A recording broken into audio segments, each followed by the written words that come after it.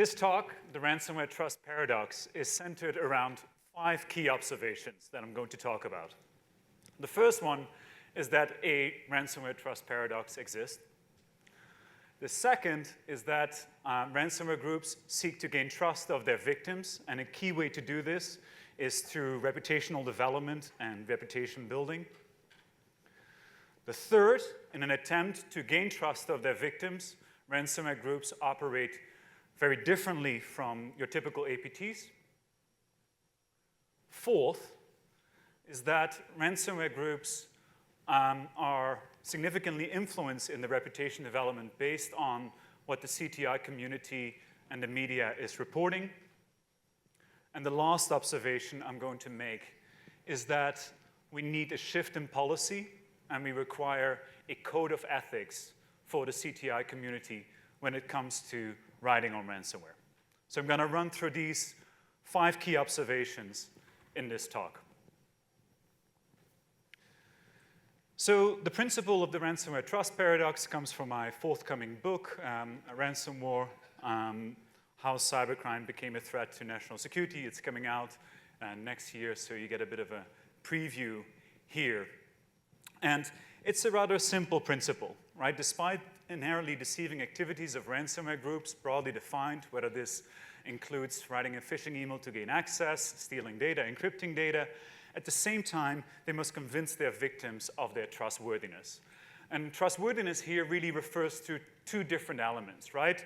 On the one hand, they need to convince victims that they are professional or at least capable enough of providing a decryptor after you've paid your 100K or 200K or millions. And secondly, that they're also reliable enough that they follow up on the promises to not actually put your data online after you've paid them, or that they delete the data from a server, or any other type of promises that they've made.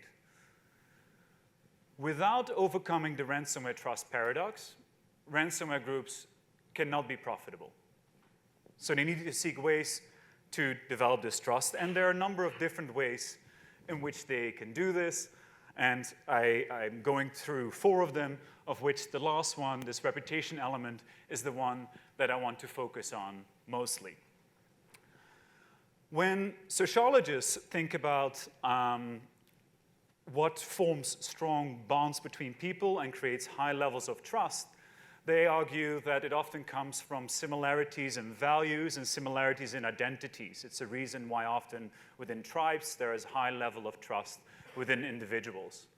This type of trust is, of course, extremely hard to achieve for ransomware groups with their victims, although we have seen some sort of sporadic attempts. I here put up a slide from Lost Trust Group, also in other interviews with Bleep and Computer. They would argue, you know, we are pen testers just like you. We have moved into the ransomware space because of the bad pay, but you know, we're actually quite similar to perhaps not our victims, but maybe the people that are engaged in some of our reporting. I guess sort of half attempts to maybe do this. The second form of trust, ones we frequently see in a business setting, is that trust is created based on a degree of what business people would call predictability-based trust. By regular updates, you seek to give people transparency. By regular communication, you seek to build this pattern of behavior that people can rely on. Hence, people sending constantly Slack messages to each other or updating each other on Signal, you name it. And it's this form of trust that you might see where, you know, ransomware groups have pretended to have this transparency as well. I put up here a screenshot of 8base that, you know, on their leak site, shame site, also has a frequently asked questions where, you know, if you're a victim, you sort of know what to expect. You can go there and you find out about all the procedures that come along with being a victim of 8base. It's one that, you know, a couple of other groups have emulated as well.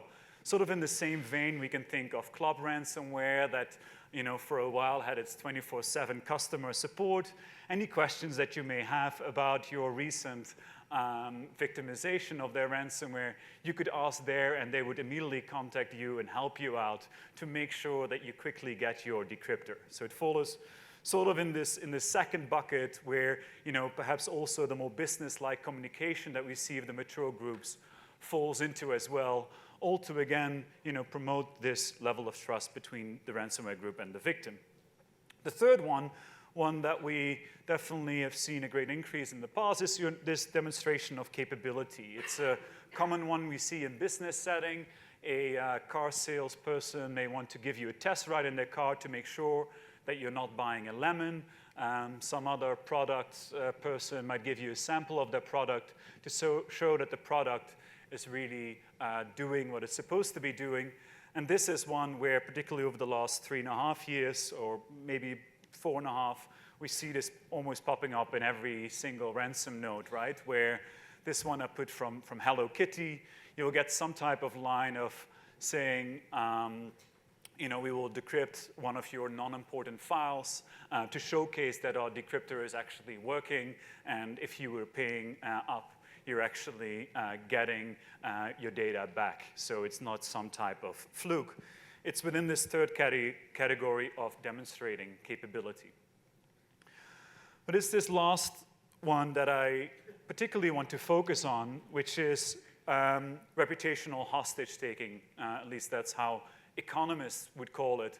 Frequently in business settings, if someone has built up a reputation of providing a really good product or service to people, they don't want to lose this reputation by then deceiving their next customer and then potentially losing customers after. They are actually taking their reputation as a hostage. They don't want to get a bad review. Their reputation is something that they rely on for their interactions with this customer and with future ones. And it's this one that we very clearly see in the ransomware space, and ones they have to rely on. For the sake of this point, I put up the slide here from DarkSide because they sort of explicitly state that they value their reputation. It's not in their interest to not actually, to put up the data on a leak site after you've paid because, hey, no one would pay after. The worst, perhaps, that can happen to a ransomware group is that the first 15 search results on Google tell you that this ransomware group is after you've paid, is actually not decrypting, or this ransomware group is still uploading your data. In that case, the group sort of has to think about rebranding and reorganizing themselves to remain profitable. I could have had a sort of an entirely separate presentation, or at least an observation also then on how ransomware groups are developing different brands, particularly the more mature ones, to help in this reputational development, and each of them often following different strategies. With Lockbit, we saw a strategy where they sought to build primarily a strong sort of one core brand with a couple of side brands attached to it, almost like Coca-Cola, Coca-Cola Light, and Coca-Cola Vanilla, or whatever, which is different from the strategies of Conti, the group that I very much focus on for my book, where you see them developing also Diavol, trying to have no code overlap with Diavol at all to create a potential degree of resiliency where they could move to Diavol in case Conti would implode. But perhaps more interesting is the relationship between Conti and Karakud, where some would have alleged that every time that Conti is incapable of, or is only managing to encrypt, to steal the data of a victim but not being able to encrypt it, they essentially hand it over to the Karakud brand to then do data extortion only, and to keep the sort of cool Conti brand just for the purposes of this double extortion mechanism. Let me move to the third one, and that is to overcome the trust paradox. Ransomware groups operate differently than APTs. Of course, there are some similarities in the modus operandi, and they can take from each other, but they are notably different in a number of ways, and one principal one is around public attribution. Typically, APTs want to shy away from public attention. They don't want to be attributed. Any intel service don't want to have their name out there. They don't want to be presented on here on stage at LABScon. That's very different from ransomware groups, right?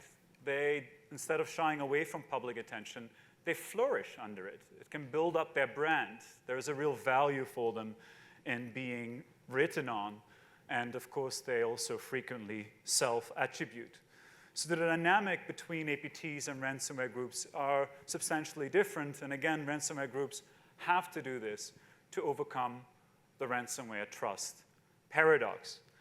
And in that light, we also have to think differently about APTs using ransomware. There's a lot of great research out here. I can't see exactly with the light where Alex is sitting, who wrote on Camel Gang, right? And oh, there he is, wrote on Camel Gang, and you know, using a locker in Latin America. You know, you can look at the APT44 report and a number of lockers used in Ukraine and other places. But here it's used for, first, very different purposes, right? Strategic purposes, may it be for plausible deniability, often the case for China. Perhaps in the case of Russia in recent times, ransomware has been useful primarily to help with the sort of operational tempo that conflict demands. But they don't need to gain trust of their victim. It's not that they inherently have to overcome, again, this paradox to be successful, right? To get this victim to pay. It doesn't really, it's not really necessary there. And as a result of that, at times they might also make some different operational decisions when it comes to their activities, where perhaps ransomware groups take a bit more time to decrypt someone's data, or to encrypt someone's data, because they need to be sure that they can decrypt it as well to keep up their reputation. Some of those dynamics you will less see in the case of APTs using ransomware because of the differences in purposes. Now, of course, one of the interesting exceptions, we can actually talk about Iran as a separate talk as well. I'm doing some interesting research on this now, but you know, DPRK stands out here perhaps as a weird exception, who knows, where clearly we have seen North Korean individuals conducting ransomware operations for financial purposes. May this be for the actual state, or whether they do this as a side business, we can continuously talk about that. But in that context, right, they will have to think about ways in which they can gain victim trust. And you know, they have at a minimum, a sort of a patchy track record. I see Silas, right? He is written on the Maui ransomware, which doesn't automatically drop a ransom note.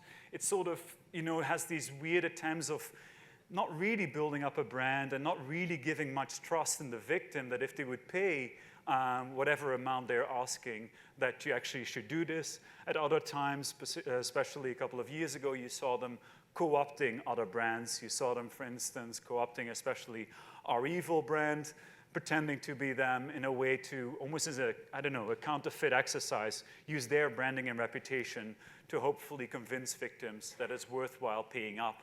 And if they pay up, they actually get their data back. So there is an exercise there to be done, and perhaps a degree of luck here today that they are not overly effective in this today, even if they are effective in actually decrypting people's data. Let me move to the fourth one, and that is that the CTI and media shape ransomware groups' reputation, and thus also helping them to gain victims' trust. So I have been thinking a lot here because I wanted to make a number of different observations and statements, but let me take one out here. Over the past few years, we have seen a quicker rebranding of ransomware groups. The cycle of rebranding has become shorter than it was certainly 5, 6, 7 years ago. And this may, of course, have different reasons which we can debate. One of them might be simply the influx of more individuals that might allow a degree of rebranding that wasn't possible previously. Another reason might be the increased role of law enforcement, where you know, sort of going after the biggest brands as you're taking them down, other brands mushroom up after you've taken down one of these. But we also have to think about the potential role that the CTI community and the media might play here, right? When a ransomware group 8 years ago would be active, it had to be pretty noisy to even have 2 or 3 firms riding on them and get a couple of media articles being published on them.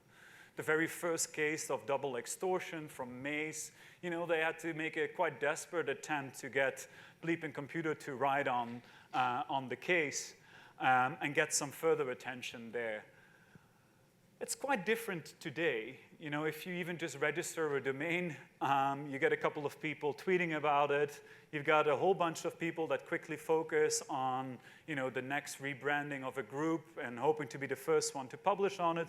So some of these groups, you literally only have to do one, not even overly successful ransomware operation to get sort of the free exposure that you may want to have, which again is very different from the APT space. I myself have done a lot of work on content for the book, and the tracing there is quite obvious, and this sort of showcases in the first line of the ransomware node 2, where if you don't know them, just Google it, and of course hundreds of articles, if not thousands now, will pop up.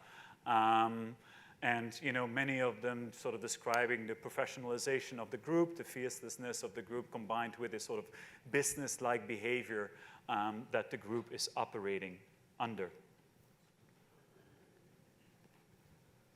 All right, the last observation. And that is, sorry, Jax. And that is that we need a shift in policy, including a reporting code of ethics for CDI and media. So a shift in ransomware policy is required. As I mentioned, particularly over the last 5 years, we've seen a real uptick in activity from law enforcement and other agencies in addressing ransomware, also in an increasingly international context. We have the International Counter-Ransomware Initiative established in 2021, and then continued and evolved and broadened its remit and so on, where for its primary focus is to really disrupt the modus operandi of ransomware groups in very much the same way as they would do with APTs, right? So, what are early indicators of warning? How can we also build in resilience? Or perhaps in the case of ransomware, how can we go after cryptocurrency exchanges? How can we take down, certain cryptocurrency tumblers, et cetera, et cetera? How can we collaborate with the private sector? All of these things. There is very little discussion, around this key element that distinguishes ransomware from APTs, and that's this trust-building mechanism, and how can we undermine the trust that we may have in these ransomware groups. There are some interesting and notable exceptions. The one that I find particularly intriguing relates to the NCA and Parner's takedown, or at least disruption of Logbit. James Babbage, coming actually from the NCF and then leading at the NCA the cyber efforts, was very much aware of how could they influence these trust dynamics between Logbit and their victims. They were keen, unlike they may do in some other activities, to really report to the media and make sure that the media would tell the public that, if you are caught by Logbit and even if you're paying up, actually your data is still on their servers. They're not actually deleting it. So hey, you can't really trust these type of groups. And then subsequently tracking whether negotiators can use this information, not just in this case against Logbit and its reemergence potentially, but also against other victims, as this is sort of a lack of certainty around some of these elements.